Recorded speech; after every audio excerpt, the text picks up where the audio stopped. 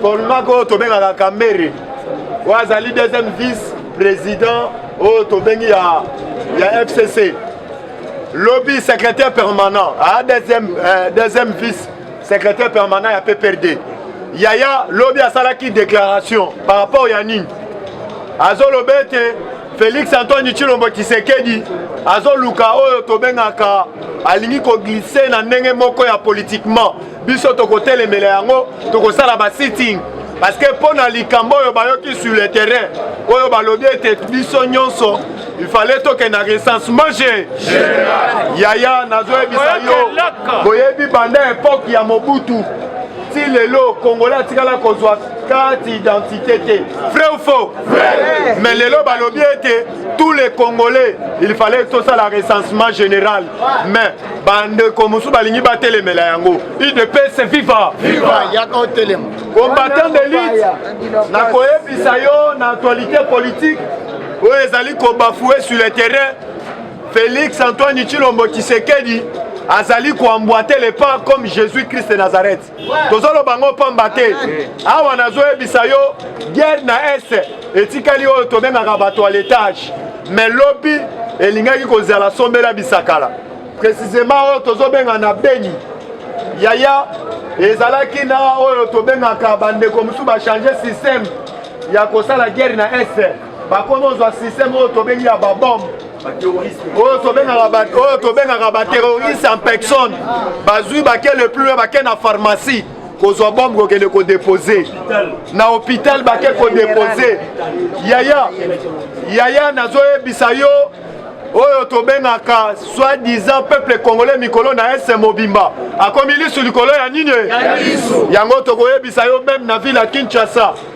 Biloko wana na no silité. Ezala badongolo misu. Oyo bazo sepelate même l'état de siège. Moukwantomolo a promettant qu'un peuple congolais a aucun de kovana na Goma. État-major général est kozana na Goma. Mais à salango politiquement, peuple congolais a so comprendre de vrai ou faux. Yaya nazo ebisabino, tozo ebisabino Fachi Beto azali combattant tozo kate. Fachi Beto azali Yaya aigle azara na façon ndengeye apumbwaka likolo aza ndenge moko na bandeko nyonso ote po etatala yo ifala mata likolo makasi ndenge moko na mukwantombolo yaya na koyebisa yo ifo ozala baner solide lelo tomoni baperte ya bavitese ebele balobeli mpo na bajip ba 500 jeep mais lobi ngai moko kimona mesu alandi ministre ye moko oyo akendaki na compagnon tozobenga ya Hyundai. Yé moko ake ko signé nzoka ba jipa ye 500 te. Ba jipa ye au-delà ya 500. Yaya paye pe pona ba PDG. Pona ba promesse mko tomona la kaki même ba basketteur. Ba jipa wana nyoso ye lobi ake ko signé ngo et lobi ake ko tia koloto parce que yé déjà na matadi. Parce que pour être ba kaboela ngo batu mais batu batambwisi ba jipa. Yaya koza na mémoire to benga ka mémoire courte te. Matin fayu la sala anniversaire. Mko antomolo apesa Egypte. Azo ou bien azoate? UDPS viva. Balingi ete ba diaboliser oyo tobenga ka population oyo azali oyo tobenga ka manipuler oyo azo maîtriser o atala ka infote yango bisika yo ozali combattant averti. Yaya toyebi bien bazali na place ya kosimbela te. To comprendre ete bazali na perte ya vitesse, la perte ya pédale. Bisson des peuples congolais, tout se prendre en charge. Combattant d'élite, lobby na landi bato, tobenga bâtonnier Muyambo. Lobby a sali ba révélation. A lobby tangu ki tenye Yesu, azalaki en vie. Na pesa kaye ba rapport. Pona makambo ya Caleb Mouton. L'air nazo lobao. Ezali na politicien moko. Bayo bazo na ba na Caleb Mouton. Nandaku na ngai na ba mbongo. Na mwasi na ye. Kwete baya kokorompre ngai natika dossier o tobengi ya Caleb Mouton alobi ngai na kozwate il fallait na affronter o tobenga na Caleb Mouton mais bazali ko apprendre biso combattant UDPS viva combattant pesa nga vive longa UDPS viva Fatichwa combattant tozo kate Fatichwa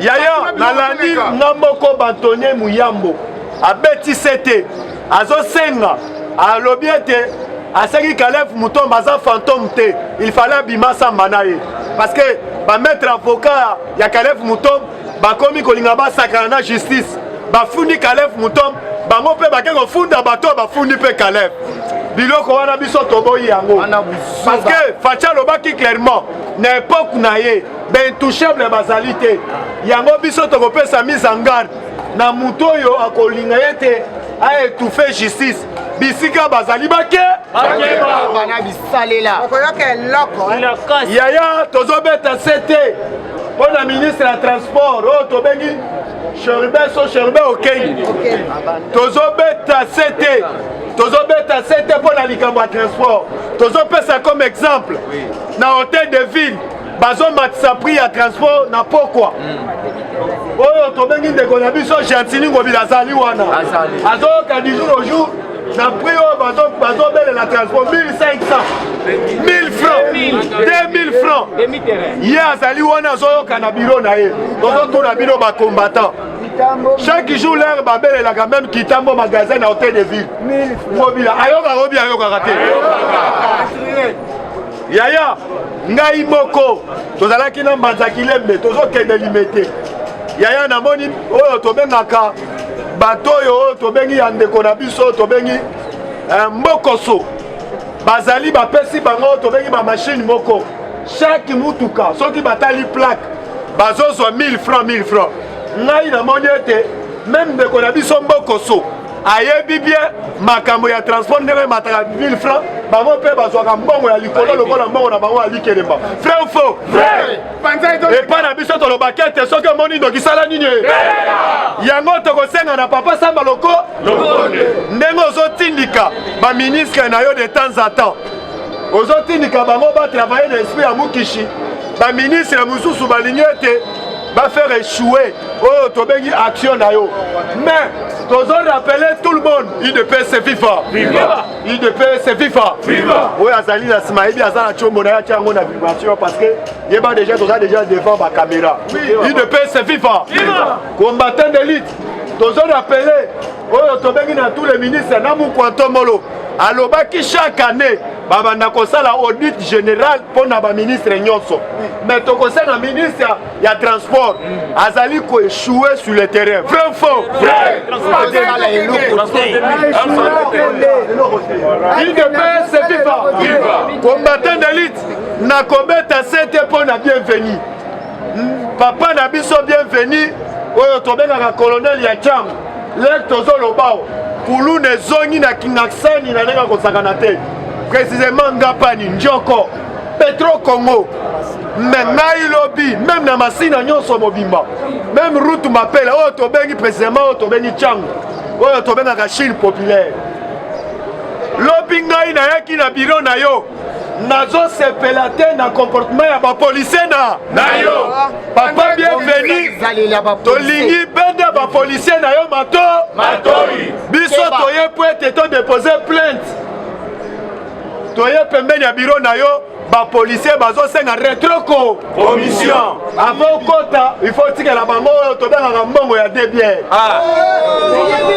otikela bango mbongo ya trokoi policier nini mutu azali menacé aye poete aye kofunda mais lio bani kosenga ye mbongo biloko wana tolingi ete chef akotela bango asala bango audit général bazobebisa musala ya la police toyebi la police asekirizaka mutu na babie na ye mais bango bakomi ete avokota na district oyo tobengaka précisément na oyo tobengi na 7 yaya bakomi kosenga oyo tobengi kanyaka yango tosignale na bienvenu papa Kasongo tala bienvenu comportement ya ba militaire comportement ya ba policier na ye baza ba policier moko il fallait baza na système à changement de mentalité endaka bango matoi combattant d'élite na koyebisa yo ete na actualité lisusu toza nango sur le terrain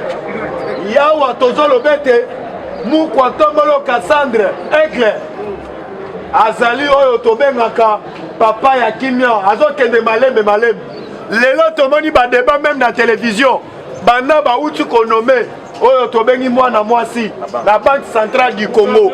Yaya et comme il a la polémique balobi pourquoi bonnommé oyo tobengi Muluba.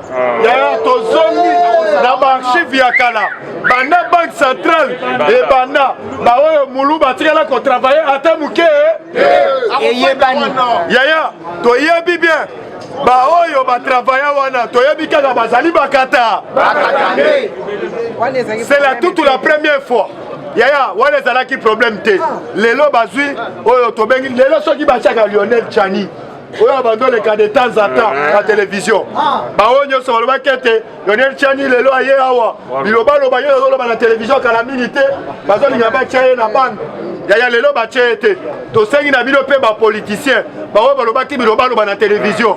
Bon le cas na télévision mo senga Lionel Tchani pas. Pardon. Bomoni mwana mwasi. Oyo lelo azo travailler na Banque centrale du Congo. Yaya azali muto yo CV na ezali ya kovimba. Asala na FMI. Mukwa tombolo aponaka mutu pamba pamba te. Mukwa tombolo atalaka carte ya mutu. Avatia yo sur le terrain. Yaya nazoyebisa yo biso to ko accorder chance. Pe to koyebisa ye. Pona kokitisa même franc congolais tambola na peuple congolais a imprimé au tombé dans la petite coupure vrai faux vrai il ne peut se vivre bisa to koye bisa ye maman tozali wana pona ko aider yo merci tozali ko aider yo à 100% parce que biso to ko soutenir gouvernement ya o tombé ngaka ya iluluka c'est ça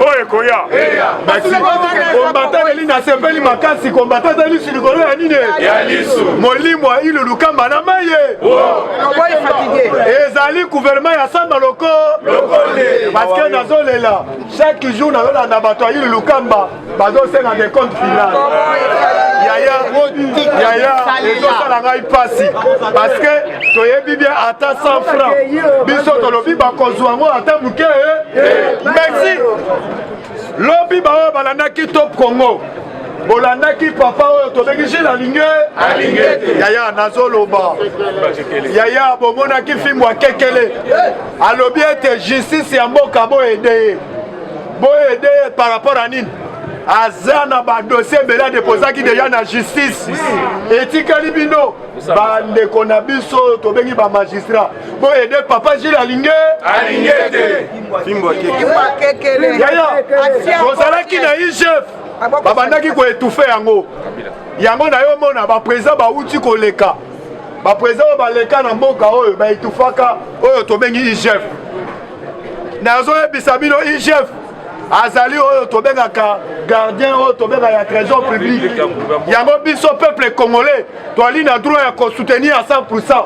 Papa mama bisika olali tolandi même badg bakomi kobanga kotia mbongo na kese ya libenga nakoloba bisika moko nazalaki te azalaki quelque part namoni bapetisa mitinda ya badg bazo regretter DG acha bango sous ba $20 ba $30 te balobi DG mikolo yo likamuke fosa la ka facture likamuke fosa la ka facture o justifie mbongo zoli yango pona ni alobi ko pesa biso sune ba mbongo ando pesa biso abande ko pesa biso te moko akele plus loin alobi oyo tobengaka BG so wenga DG wenga oya ofeda uta koleka jamais wenga papa ba koma musufa benga oza na minu complet na munoko za na minu kwa za sana munoko il de pèse viva alobi DG wana na époque na ya bano kabela même ba $500 mais alobi mais DG mikolo yo ba fongwa mate na esi bango papa bino boyi makambo ele kana Kinshasa te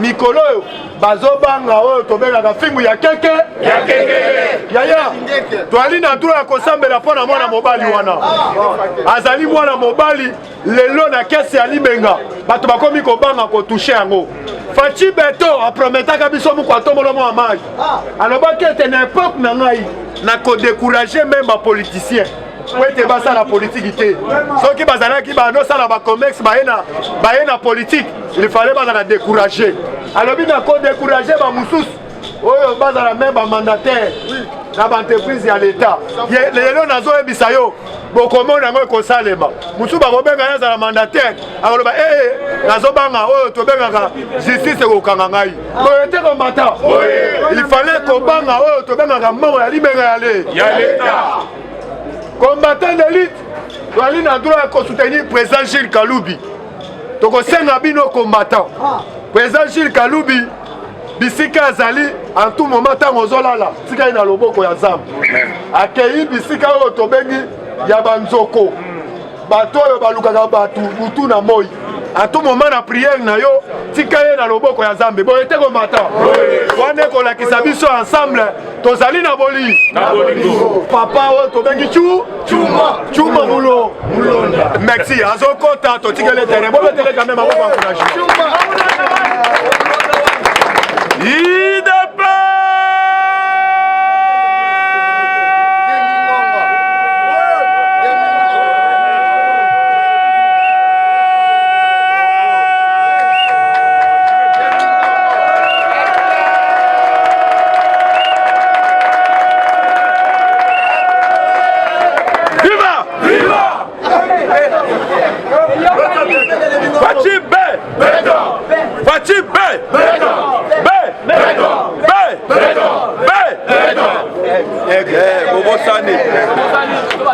Cri moko ekokiko remplacer cri wana ezate wana tozo bengango chef d'œuvre tobete la Fachi maboko yanko tobete la yeli susu maboko yanko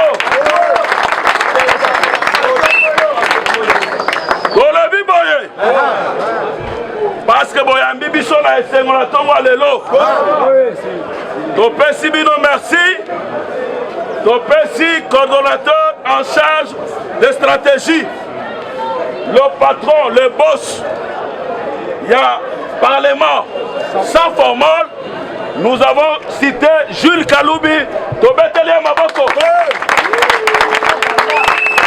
tobetele maboko soki parlement debout sans formol ils ont existé. C'est à cause de cet homme, un grand communicateur, un grand leader qui aujourd'hui a été affecté dans un de grands ministères, le ministère près de la présidence.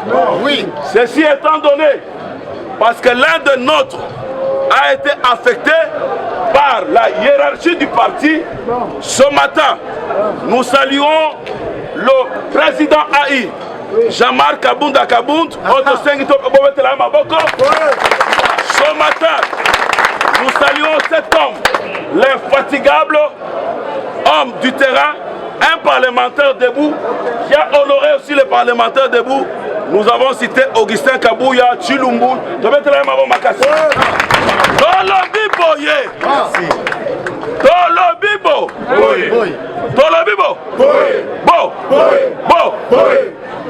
Toyebisaki Bango ke Fati Beton, c'est le meilleur joueur de jeu de dames.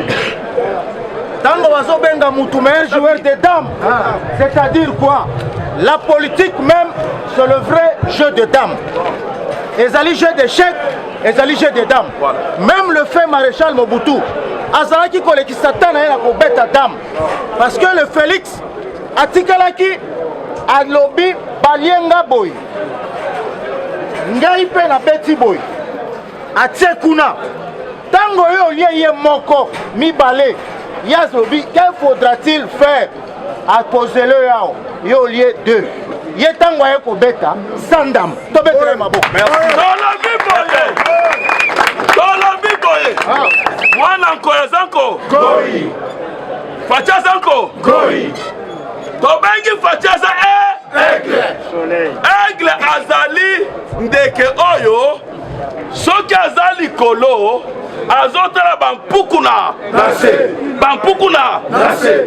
facha alobi na goma boye alobi nazali kosepela te lolenge justice ezokendele justice na biso parce que c'est la justice qui élève une nation. Voilà. Or eloko président alobaki wana soki oza na oreille politique te c'est-à-dire alingaki aloba soki justice eza malamu te même les élections que nous attendons en 2023 tokozwa eloko moko te merci yokani tango balobi na Bible balobi que la justice élève une nation c'est-à-dire que la justice wana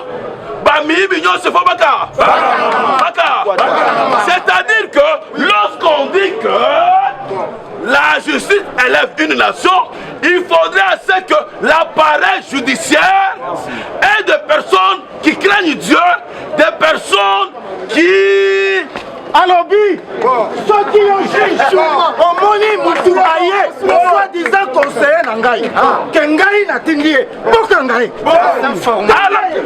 alobi boy ata oza masana ngai totangaka na toleki yo na resto pizza alobi soki omoni mutu aye na kombo na ngai boka ngai aye kosala nini tolérance zéro agani mpona koyeba ke nkoi soki abeti soki aérigir na zamba bajuge bango moko bamitali balobi nous avons mal joué notre carte. Il nous faut maintenant jouer notre carte. Mais je vous assure, Mata Campogne, qui avait dit que la justice est instrumentalisée, il sera devant le juge, devant la barre, et que la démocratie est régnée dans Mboka, à un moyen de défense. Au cas contraire, Kangani, place Naëzali Wati. Place Naëzali parlementaire de Moussa Formal fait. Parlementaire de Moussa Formal fait. Gilles fait.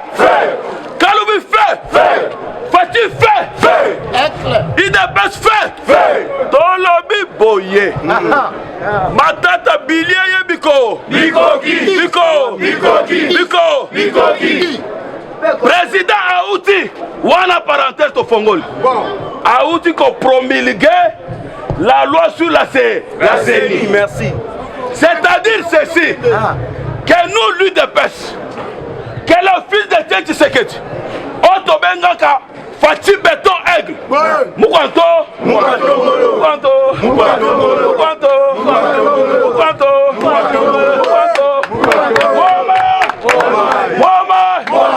Alobité, moi je suis respectueux de l'accord de la Constitution.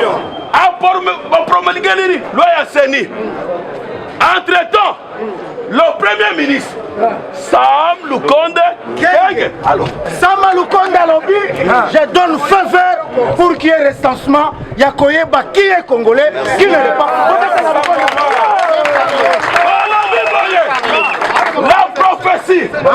La prophétie de notre mentor, Etienne Tshisekedi wa Mulumba. Mulankwa, Mukongwanjo, Yanjo, Aloba Boye, na testament la Aloba Boye. Prophète. Les prophètes. Merci. Mukongwanjo, Alobi, lorsque l'UDPS aura le pouvoir. Il y aura d'abord l'identification de la population, mais ensuite les recensements. On ne peut pas nous dire nous sommes à 50 millions, 30 millions de Congolais. Au moment où on n'a jamais fait les statistiques, on n'a jamais fait le recensement. Justement, c'est-à-dire notre pays a été dirigé plusieurs fois par des étrangers. On nous parle de 70, 90, mais jusque-là nous n'avons pas encore connu le nombre exact de Congolais. C'est pour cette raison que nous avons demandé à notre population, avant qu'il y ait les élections, nous l'UDPS, il faut qu'il y ait l'identification pour connaître qui est Congolais. Merci. Le recensement, l'identification va nous permettre à connaître si les résultats des élections, si le travail de la CENI, de Maloumal, de Ngoïmouloud, de Nanga, si le nombre qu'on nous disait des électeurs était vrai ou faux. Merci. Avec l'identification de la population, le recensement, Tokoyeba Tozako, combien? Tokoyeba Kieko, Congolais, de père et de mère, Congolais d'origine. Makambu que les gens ne pensent pas que Félix Moutoye Nango. C'est-à-dire, ce qui était comme constitution Yambo Canabiso, la loi fondamentale qui régit tout un pays, était mal prononcée. Et il a appelé Bazalaki Kosale la Yangote. C'est pourquoi Bomoni président a exploité Yango na Lombango pour que tout le monde ponami. Parce que Batouazo le Bakeo, il dépêche aux banga élection. Mais il y avait des gens dans ce pays. Oh, Baloba qui tombe ma machine.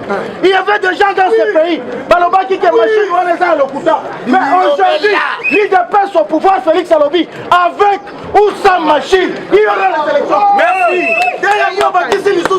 Alobi, avec moi, tel que j'avais dit, en 2023, il y aura des élections. Le phénomène Parlement debout. Oui. C'est la colonne vertébrale de l'IDPS. Moukolo, phénomène Parlement debout et Kokoufa. l'IDPS c'est ça, J'assume en tant que combattant de l'IDPS, ayant adhéré dans l'IDPS depuis 1990 au Katanga. J'assume, il n'y a pas une force comme le phénomène Parlement debout. Tango, parti et Liga qui est Koufa. Et là, comme on est tikala qui n'a eu de pêche. Oye bandago pesa bomo ya eu de pêche. J'ai même ma main à couper. J'ai même ma main à couper. Et c'est là qui parlement de debout. Lélo Oyo. Dans le niveau de la présidence de la République, communication chef de l'État est ça nul, est ça inexistante. Ceux qui sont communicateurs et de pester, ceux qui sont parlementaires de bouter, et les gars qui sont dans les mawa. Patson Boni, Oyo, Moukouan Tombola, Oyo, Aigle à Sali, pendant 2 ans et demi, Oyo, Koutaki Liboulou, Yamounen. Mes communications présidence, elles ont salaté. Vraiment. IGF. Avant de fungo la dossier IGF, combattant. Oui. C'est parce que lui-même, le président de la République, Joura Yamba Biso, Naba Jules Kaloubi Oyo, Naba Foumoussa Bataderes mémoire. Alobi, les jours où je serai au pouvoir, Naza n'a besoin à Moutoumoko. Je cherche un oiseau rare. Et cet homme sera même un homme à battre. Merci. Mais n'a qu'au Boapi. Tango Alali. Zamba Lotissia, Lokola Lotisaka, Moïse, Lokola Lotisaka, Joseph. Alors, il y a un monsieur, un enfant matétois. Cet enfant s'appelle Jules Alingete.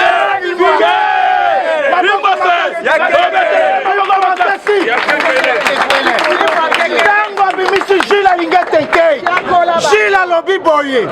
Les institutions, pour que ça la forme, il faut l'inspection générale et ça la moussala. L'inspection générale a été créée depuis 1987. Mais Mingi Katina Bisso, Toyeba qui chef. Vrai ou faux? Vrai. C'est pourquoi dans les annales, il y a IGF, Combo et Linguette, Nkei, et Koti Kalaka à jamais, il sera inoubliable. Cet homme, le président ne pouvait pas avoir beaucoup d'énergie. Parce que les investisseurs, à lobby, ce que Jules a fait, nous voyons qu'au Congo, les investisseurs peuvent venir. Pour la manque de corruption. Et qui est Jules Alingete Nkei? Parler. Jules Alingete Est-ce que quelque chose de bien peut-il sortir de ma tête? Matete, la commune de Matete, nous a donné cet homme, ce flux financier, cet ambassadeur de la paix, ce monsieur qu'on vient d'honorer par l'ordre national du Léopard, avec comme Dengue Zaliwana, Jules Alingete Nkei, Batounie Mituna, qui êtes-vous? Jules, Tobengayo Nani, Tobengayo Nganga, Tobengayo Cartefilat, Tobengayo Kombonini, Yokokoloba. Alobi, j'espère que mon nom, Nalingi Komboya, Naza flic financier. Merci. Français babengaka flic aza mutu oyo azolandela yo makambo salaka sanke yo yeba ye azala lokola détective privé. Ndenge bango bazalaki wana, bazalaki ya kolala. Ndenge boyokaka bilomba lobi, tu étais distrait. Pendant que moi je faisais de notre technique, c'est que Gilles a fait qui bango. Vous êtes distrait, nous allons vous surprendre. Aujourd'hui, on vient de découvrir encore 73 millions de dollars. Les 73 millions de dollars qui ont été décaissés par les Foner pour la construction des routes pour la province de qui? De Kinshasa. Sur les 73 millions de dollars, il n'y a que 20 millions qui ont été utilisés depuis 2019 jusqu'à cette année 2021. Tolobi Boye, parce que c'est lui qui est le premier citoyen de la dite province ville de Kinshasa. Il s'appelle Ngobila. Ngobila doit être poursuivi. Ngobila dégage. Ngobila dégage. Pour la mauvaise gestion. Gilles Alingate, IGF, qui est l'IGF, qui est le fer de lance de l'état des droits. Merci. S'il vous plaît. Merci. Papa, la caméra yango. Papa Mbosso. Lobela na nu mwana na yo Gilles Alingate. Misala ya za kosala na lingala ndayo. Bon. Papa Gilles Alingate topesi ye melesi mingi na ndenge ozosunga mokonzi ya mboka parce que soki yo te biso toyebaki IGF te amena lelo oyo toye komona IGF na présence ya président Etienne Tshisekedi Tshilombo. Alors maintenant lelo totie yo miso otele biso bambololo oyo bayibaka biso. Merci beaucoup. Maman, Lobela Gilles Alingate. Toza comprenez pour la parité. Maman, Lobela papa Gilles Alanda. Toza ebele. Nasengi na Nzambe. Obatelela biso Gilles Alingate. Oyo tobengaka fimbo akekele. Po ndenge afiakolaka loboko esalaka ye pasi te azofiakola sekre nyonso ezobima.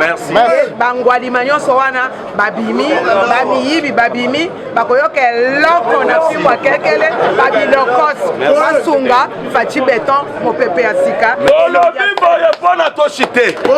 Tolobi boye Matata Ponyo toyebisaki olendi na parlement ya Général Neville. Omata okita okokangama Matata Ponyo alobi boye nakokufa ngai moko te. Merci. Yo Sénat olivre ngai na justice kasi ngai nakosite bato nyonso liboso ya procureur général. Ngai naza Yesu te. Nakokufa ngai moko te. Mutu ekokufa yango moko te. Bamambre nyonso ekokufa yango nyonso. Alobi lisusu boye nga naza mwana Nzambe te mpona kufa na mikumba ya bato. Eloko lisusu bakisi bakundaka mutu yango moko te. Bakundaka yango na mapeka na maboko na makolo. Ngai na ndimi nakokundama ndenge Potochité. Pour votre information, quand nous avons nos ministres, nous devons le publiciter. Lobby et l'équipe, ministre Nabiso ya hydrocarbures, Totangi Kombo, Didier Boudimbo, Cheval Blanc, Legend Warrior, invité na TV5, Bipa Ikani Bake Kotunaye, pour la Makambotali, éruption volcanique, y compris l'explosion Oyeza Kogete, lac Nabiso ya Kivu. L'explosion wana ezali dit à quoi? Ezali dit à gaz méthane ou ezali kobota manakati ya lac nabiso non exploité. Ceux qui t'ont exploité yango te. J'espère bien que tu connaître catastrophe. Oyo eza naturel, loko le salemaki na Cameroun et bomaki 800 000 personnes. Mais oyo ya Congo, ceux qui t'ont tiré attention te, ba exploiter yango te, tu connaître plus de 1 million de morts. Awa na Congo, c'est na Rwanda. Na yango ministre Nabiso Didier Boudimbo azui ndeke akei koluka ba partenaire et azui bango aussi parmi ba partenaires ba tunisien ba ko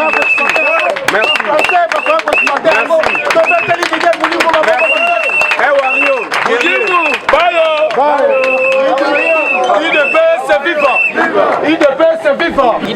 c'est viva.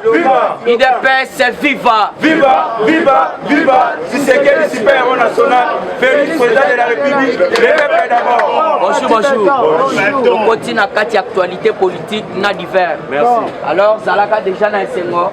Donc ça slogan dans Senghor. Fatibe. Belton. Ah, est-ce que vous avez le sébat politique? Fatibe. Belton. Bukishibe. Belton. Momaïbe. Belton. Mukwatombolube. Les grands esprits. Ah, le président le plus costaud du monde. Le président le plus jeune du monde. Aiglebe. Wabilumbu. 100% si.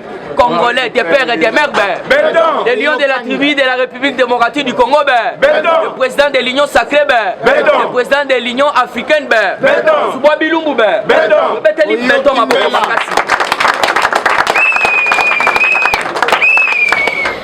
actualité à Liboso, Ezali, Papa, Bahati Lukwebu. Tobandaki Koyeb Sabino, politique, Ezali autrement, na Otobengi justice. Papa Bahati Lobi, Tomoni a sali message. Message à sali à Lobi, nous avons donné au sénateur Mata Tampogno l'occasion d'aller se présenter avec ses moyens de défense.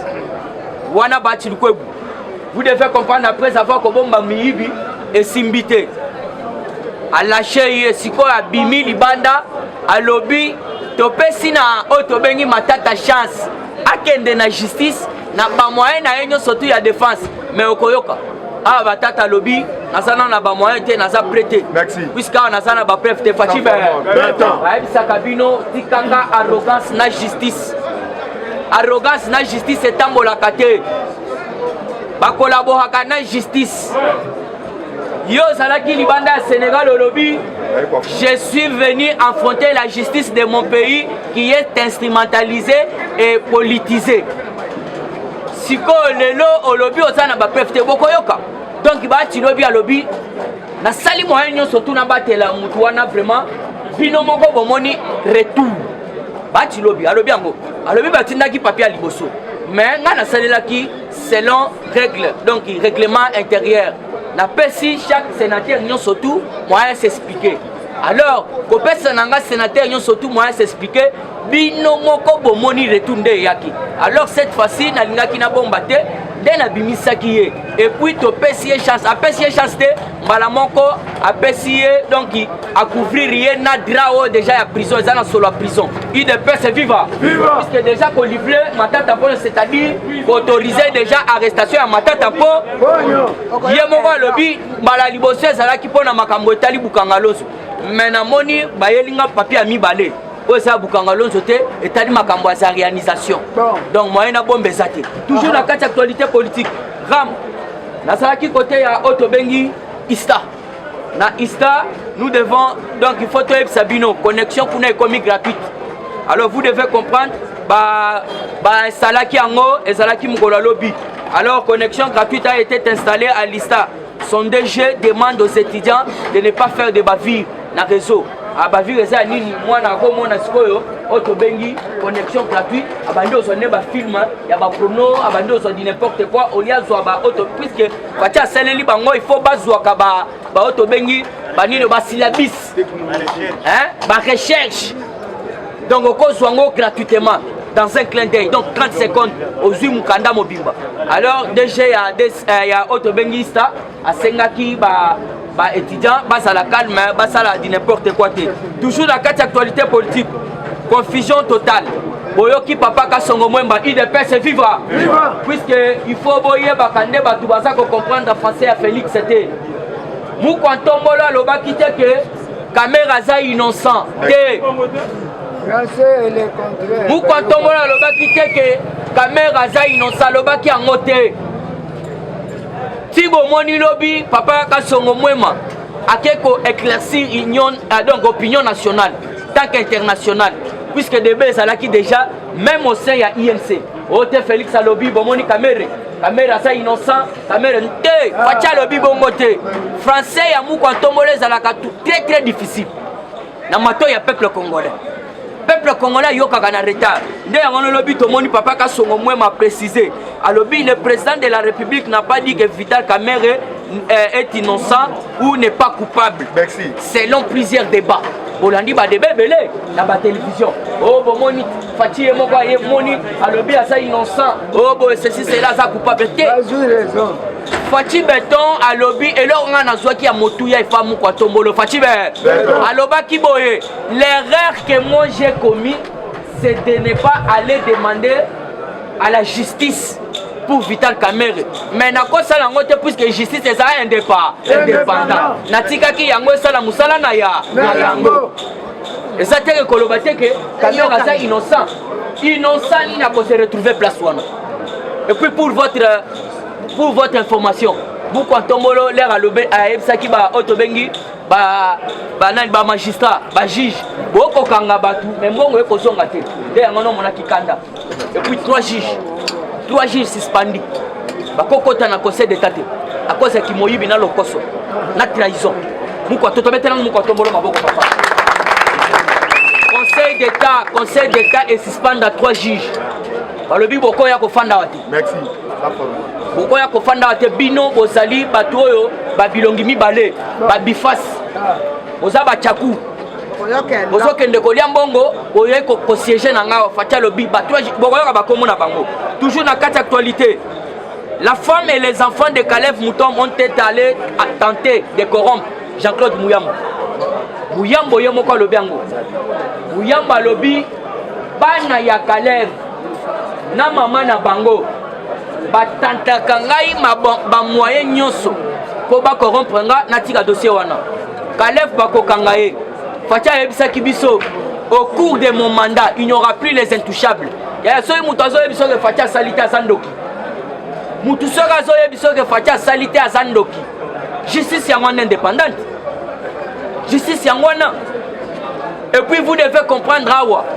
Kalev pourquoi Bazo Kangaye. De 1, arrestation illicite, torture, enlèvement. Arrestation arbitraire. Babylon Kouanande Bafundela ki Kalev. Alors vous devez comprendre, ba plainte mususu yaki ko bakisama. Ndebo boke komona ti Jean-Claude Mouyamba sali message alobini. Alobi ndenge zawana bana ya Kalev Moutom na mama na bango ba mekaka ba moyen nyoso tu batantaka ngai po ba corrompre ngai. Alors nde nazo yebisa bino wa otobengi Kalev Moutom kaka nde facha yebisa kibiso. Au cours de mon mandat, il n'y aura plus les intouchables. Baya Bafana na Congo. Merci. Baya Bafana na Congo. Fachi très fâché. Bolandi Yoso c'est la Damas pour Damé. Mais au moins il y a l'obini. Sama Lokonde, la zone personne du jour. Fanda na Daniel Aselo, Fanda na ba ministre à plan. Boye Bisangai, ceux qui bossent déjà cahier de charge. Yana Ebaki Congolais qui ne le. Ozo Lukadamas Sokolé on a banane. Balobaka pesa soso pesa pe otobengi ndeke mais yeba ke soso akolia kokota na pale mendeka akolia kopu akokumbwa il de pesa viva olingo dame peme na bambororo na kati na bambororo bale biloko biso tokolia keba ba sabote ngo baluba balobaka wapaka nyunyi wapaka zolu mais yeba na linga na betango.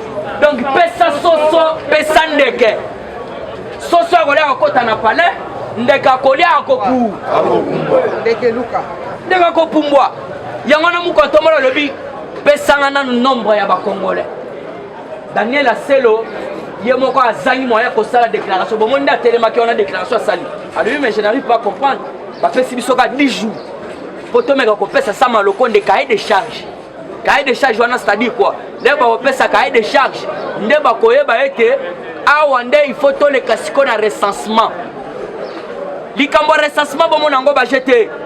Na ebisa kabino muko atomola landaka toujours cahier de charge. Ya papa na ye. Et il ne peut pas trahir la mémoire de son père. Jamais. Banda na yeba Félix nana trahir mémoire ya papa na ye. La pesa kibino dernièrement wa. Exemple très typique. Très fidèle. Fachi Abimaki député en 2011. Papa Etienne Kisekedi Wamulu Matelema lobi tous les députés na biso ya IDPS na ba alliés n'allaient pas siéger là-bas. Bilo connaît sa fabrication. Les seuls mou quantombolo le grand esprit. Nama Wecha Tunes. Oh les loba lobi asa moibi yaya. Yo obo il y a 12 000, c'était 13 000 $.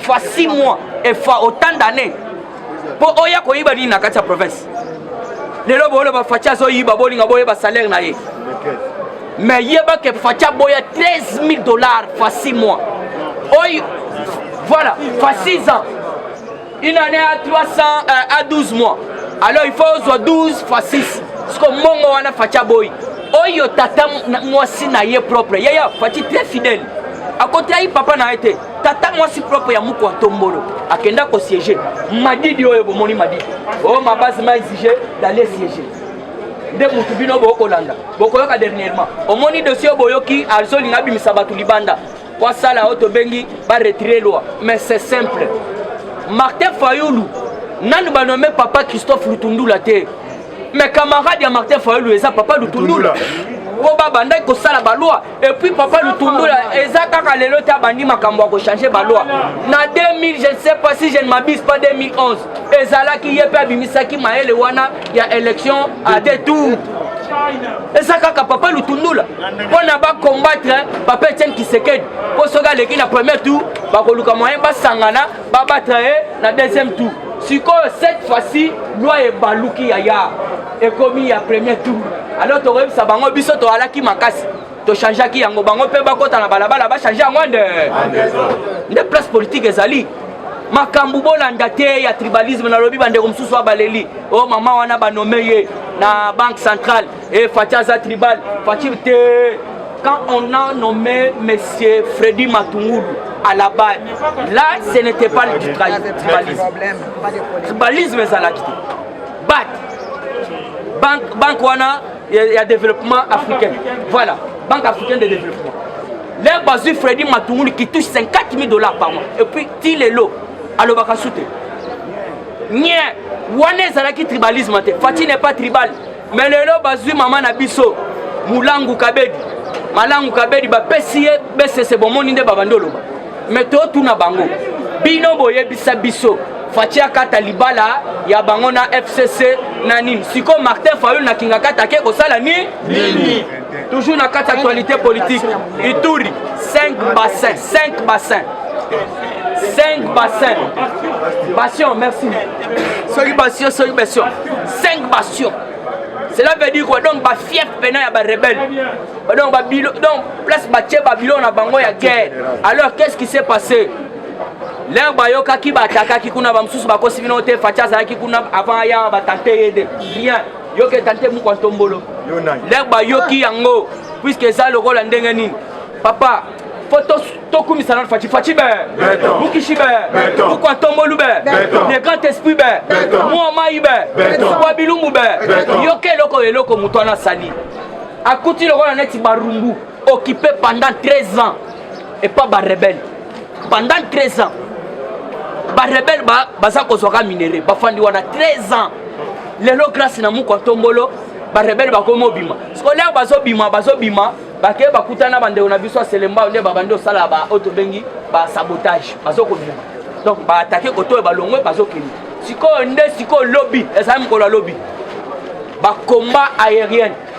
ba hélicoptère wana boyokaki wana ba passion ya ekendaki siko ko saupoudrer 5 bastions ba lobby 5 bastions à ADF donc na minute tous les rebelles tous la moussi yaza ya on a ba lobby 5 bastions des ADF détruits par des frappes aériennes de l'armée wana zalina Irumu voilà IDPS viva Irumu puisque il faut tout maîtriser ba village na biso Irumu eza na Congo ko était combattant na ningi na expliquer ba bususu ba lobby oh ba nommé maman wana tribal mais maman wana so za ka saint asa congolaise te asa rwandaise te ce que vous devez comprendre il faut tout banane ba village na biso au moins na Irumu nde ba opération ne salam yonde ko nanga ya beno ebi Irumu kuna donc ba avion ba hélicoptère tambolaki likolo ezobwaka moto wana ndeke ko boma 5 bastions ba rebelle ba fandaki wana banda ko boma batu bake ba botoli baye bateki ba minéraux ba sali donc 5 to betena moko tombolo maboko alors pendant que Kochité toujours na Nord Kivu 3 grands collaborateurs des ADF arrêtés par l'armée na Katia Beni. Alors na pesi merci na ngai na papa Bruno Mbula Inkashama Mukwaboa na Otobengi Jochibamba na mama na biso Otobengi Idriss Nkumu bango balobi boy balobi mu kontombolo makambo sali photo banda koloba bango puisque ça déjà campagne photo banda koloba yango bomoni ba otobengi ba wileri misale zo salama basayo misale zo salama bazela voilà na kuti hôpital moko bazotonga ngo na bibwa voilà hôpital ya munene ya kosakana te yaya nazo ebisa bino ngamo na yebaki te bayeba la kisinga tala œuvre ya mu kontombolo yaya nazo sabino bande kwa bibwa à part mama yembo kuna na bibwa bazobetela bino hôpital ya kafu bazoluka kuna ba ingénieur au courant ya semaine oyo ba travaux ya ba jeune na ebisaki bino pona misala ya rai ezobanda au courant ya semaine oyo tozobanda yango toyebisi bino bokende déjà okota deya na liste parce que bazoluka soki oza na makasi bopikiliki bokundu bwa nzoto kende kuna batya yo na liste kala mblere tozoloba baallemand déjà baye po ete babanda mosala ya rai sur le terrain. Merci. Voilà, affaire zaïranisation. Matata Pogno a signifié au bureau Yoka. Matata Pogno a signifié au bureau sa difficulté de n'avoir pas obtenu des pièces nécessaires pour sa défense, ni au ministère des Finances, ni à la direction générale de la dette publique. Donc matata lobby na ba prefte na ba pièce ba contrat pe ba nini ba to benga ta même ba facture exacte moyen que yaya to yebi atasora zanango biso to lingande c'est le mba ba ya mayena ese na esengo Institut supérieur de rééducation tala ozala na ba bref omoni ba juge baza ba tumoko tala na mutu azolia pona aza juge asomba pan po aza juge abokola bana po aza juge mayeli na rozana.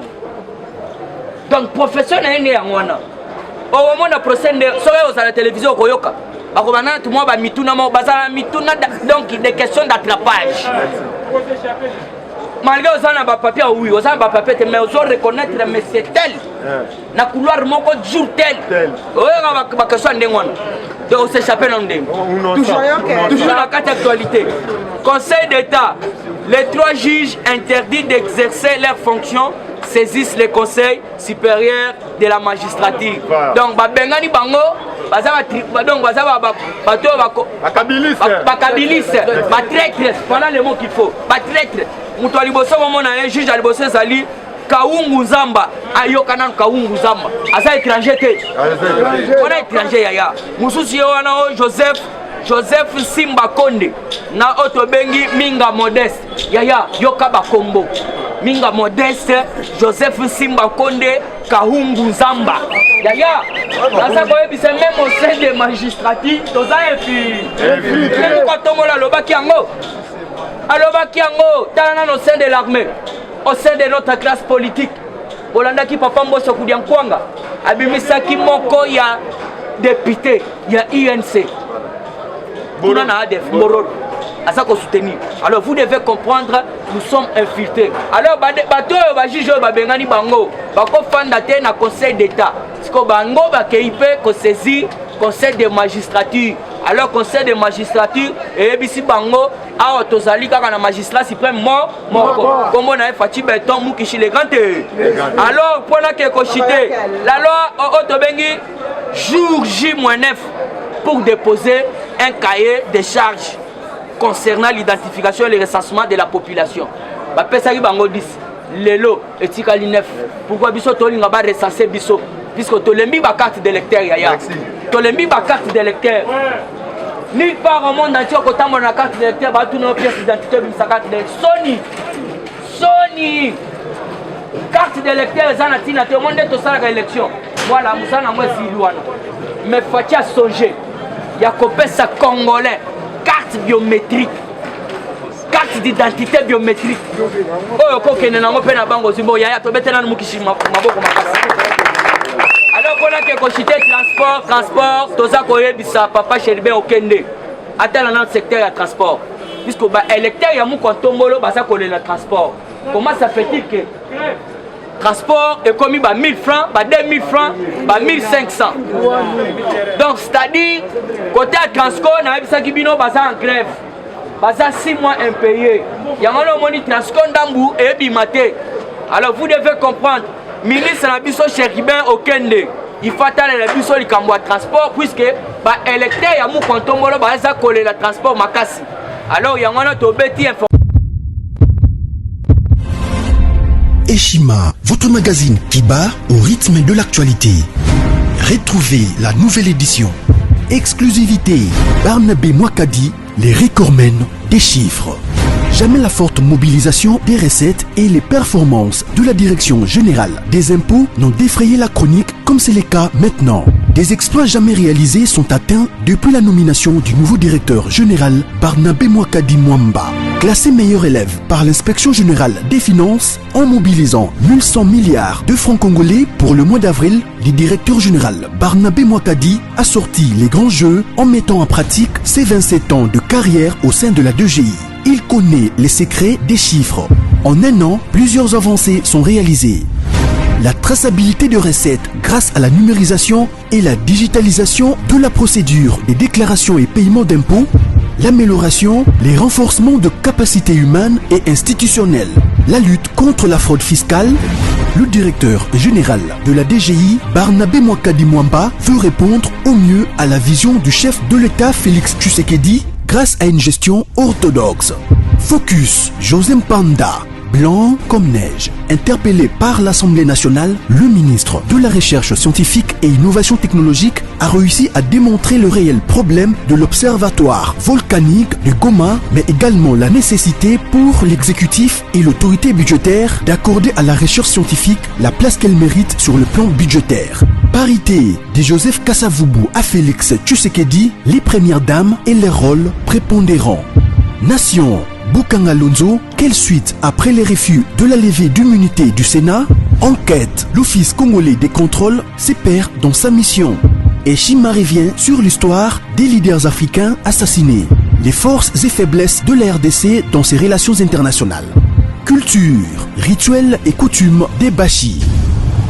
Retrouvez l'intégralité du magazine Eshima dans les kiosques. Eshima Magazine, un nouveau standard d'information.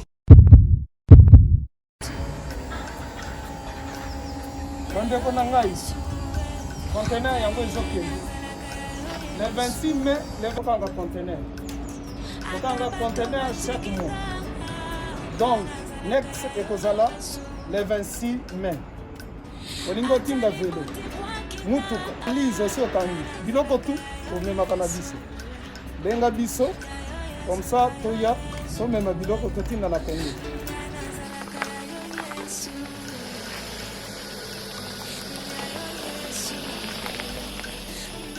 Bandeko kari yango oyo touti kozongo ezokende Kinshasa. Ozana mutuka pesa biso ezoke. Merci. Le 26 mai, mosusu ekwende. Ya 2021 otozana ngo. Donc tosala ka chaque mois. Oza besoin na carton benga biso. Biso munene yango. Moyenne yango. Bobo moyenne. Yango. Na carton na biso ya muke. Nous avons 3 dimensions. Onyo solingo tinda benga biso tozozwa ba vélo, tozozwa ba valise, mituka tozozwa. Donc eloko tout tozomema na Kinshasa. Merci beaucoup. Mutuka, vélo, salon, biloko ndako, biloko tout tozomema. Donc vous hésitez que bobenga biso tozala na pona